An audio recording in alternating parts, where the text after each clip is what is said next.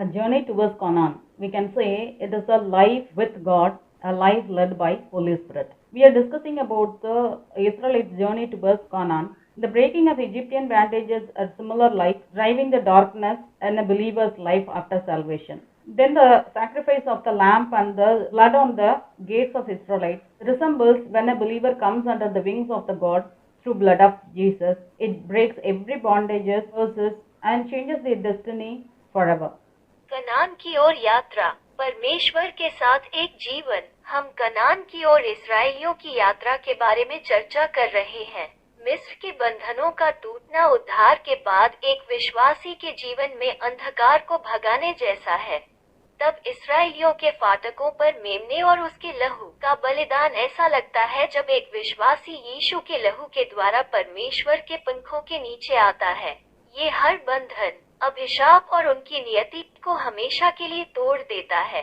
Here, how Israelites chose to sprinkle the blood of the lamb. Every believer accepts Christ's authority over them and make a covenant as the Israelites made to follow God in the wilderness. Believers also agree to follow the commands of God under the new covenant. यहाँ बताया गया है कि कैसे इस्राएलियों ने बलिदान चढ़ाने के लिए चुना मेमने का लहू। प्रत्येक विश्वासी अपने ऊपर मसीह के अधिकार को स्वीकार करता है और एक वाचा बांधे जैसे इस्राएलियों ने जंगल में परमेश्वर का अनुसरण करने के लिए बनाया था। विश्वासी नई वाचा के तहत अच्छी आज्ञाओं का पालन करने के लिए सहमत हैं। So here the beautiful journey of a believer with his Creator starts. God leads through His Spirit. Israelites' journey exactly reflects this. God led the Israelites by cloud at day and fire at night. It was a rule among the Israelites that they should follow the cloud. तो यही से एक आस्तिक की अपने निर्माता के साथ खूबसूरत यात्रा शुरू होती है। परमेश्वर अपनी आत्मा से अगुवाई करता है। इस्राएलियों की यात्रा बिल्कुल इसी को दर्शाती है। परमेश्वर इस्राएलियों को दिन में बादल में और रात को आग में अगुवाई करता है। इस्राएलियों में बादल को गिराने का नियम। The scripture says like this, whenever the cloud was lifted from over the tent, afterwards the sons of Israel would then set out, and in the place where the cloud settled down, there the sons of Israel would camp. At the command of the Lord, the sons of Israel would set out, and at the command of the Lord they would camp. As long as the cloud settled over the tabernacle, they remained camped.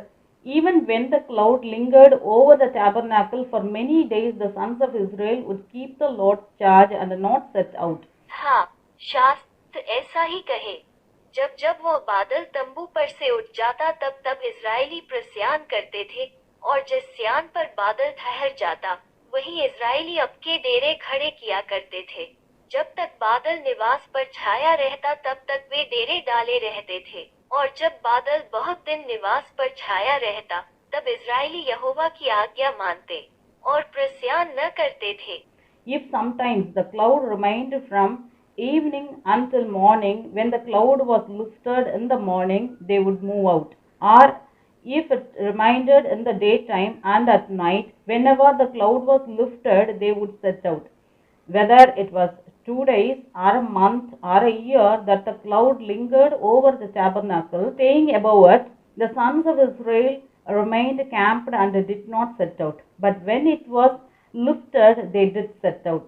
At the command of the Lord, they camped, and at the command of the Lord, they set out. They kept the Lord's charge according to the command of the Lord through Moses.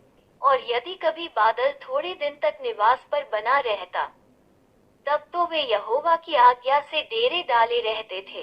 तब यहोवा की आज्ञा के अनुसार वे प्रस्यान हुए। यदि कभी कभी बादल सांझ से भोर तक बना रहता और सवेरे जब बादल उठ जाता तब वे निकल जाते, और यदि वह दिन ही रात रहता और जब जब बादल उठ जाता तब तब वे प्रस्यान करते थे। Through these scriptures, we can understand that Israelites followed God's footsteps. They obeyed to God's leading. They followed God.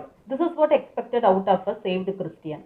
But sadly, people are reluctant to follow God's way because the instruction to the new covenant Christians were not clearly given by the preachers, church leaders, and evangelists. इन शास्त्रों के माध्यम से हम समझ सकते हैं कि इस्राएलियों ने परमेश्वर के पद चिन्हों का अनुसरण किया, उन्होंने परमेश्वर की अगुवाई का पालन किया।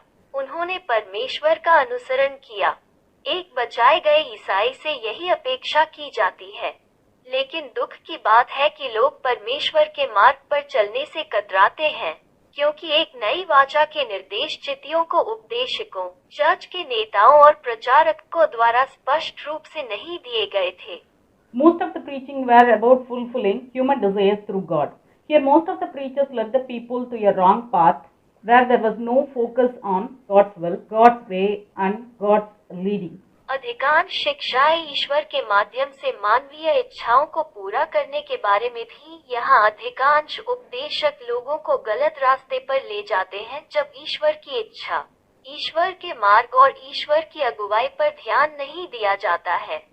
But the picture in the wilderness gives us a clear idea that if you step out of Egypt and made a covenant with the Lord, then you must leave your own will, your own ways and ideas. God is your leader. He knows the way. You must obey and willing to fulfill God's wish in your every move. When God says, do it. When God stops, wait there. When God moves, go behind. लेकिन जंगल में तस्वीर हमें एक स्पष्ट विचार देती है कि यदि आप मिस्र से बाहर निकलते हैं और भगवान के साथ वाचा बांधते हैं, तो आपको अपनी इच्छा, अपना रास्ता और अपने विचारों को छोड़ना होगा। भगवान आपका नेता है, वो रास्ता जानता है। आपको अपने हर कदम में भगवान की इच्छा को पूरा करने के लिए आज्ञाकारिता और इच्छुक होना चाहिए। जब भगवान कहते हैं करो, जब भगवान रुके वहीं रुको, जब भगवान चले पीछे। Christian life is a life of total surrender and submission. There is no human plans needed. No human wills will be fulfilled. No human leadership is allowed. Obey and follow God. This is the rule. ख्रिस्तीय जीवन पूर्ण समर्पण का जीवन है। किसी मानवीय योजना की आवश्यकता नहीं है।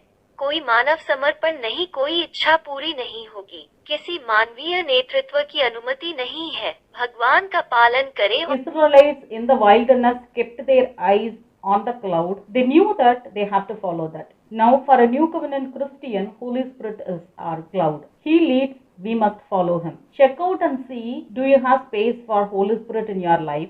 Did you follow the instructions of God's Spirit? Is God's Spirit moving in your life? Is He is your leader? Are your eyes set upon Holy Spirit? If you can say yes, then you will reach the destination definitely. If not, today pray and receive Holy Spirit. He is the only guide given to a believer. Follow His moves and obey God in every step in your life. May God bless you till we meet again. जंगल में इस्राएलियों की आंखें बादल पर टिकी रहीं। वे जानते थे कि उनके पास इसका पालन करने के लिए है। अब एक नई वाचा ईसाई के लिए पवित्र आत्मा बादल है। वो आगे बढ़ता है। हमें उसका अनुसरण करना चाहिए। देखिए और देखें कि क्या आपके जीवन में पवित्र आत्मा के लिए जगह है। क्या तुमने परमेश्वर की आत्मा के निर्देशों का पालन किया? क्या वो तुम्हारा नेता है? क्या परमेश्वर की आत्मा आपके जीवन में चल रही है? आपकी आंखें पवित्र आत्मा पर टिकी हैं? यदि आप हाँ कह सकते हैं, तो आप गंतव्य तक पहुंच जाएंगे। यदि नहीं, तो आज प्रार्थना करें और पवित्र आत्मा प्राप्त करें। विश्वासियों को दिया गया एकमात्र मार्गदर्शक ये तब नहीं है। आज प्रार्थना करें और जीवन को चलाने के लिए दिया गया एकमात्र उपाय प्राप्त करें और फिर से एक आस्तिक का पालन कर सकते हैं। अपने जीवन में हर कदम पर भगवान का अनुसरण करें और उनकी आज्ञा मानें। भगवान आपका भला करे। जब तक हम फिर से मिलते हैं।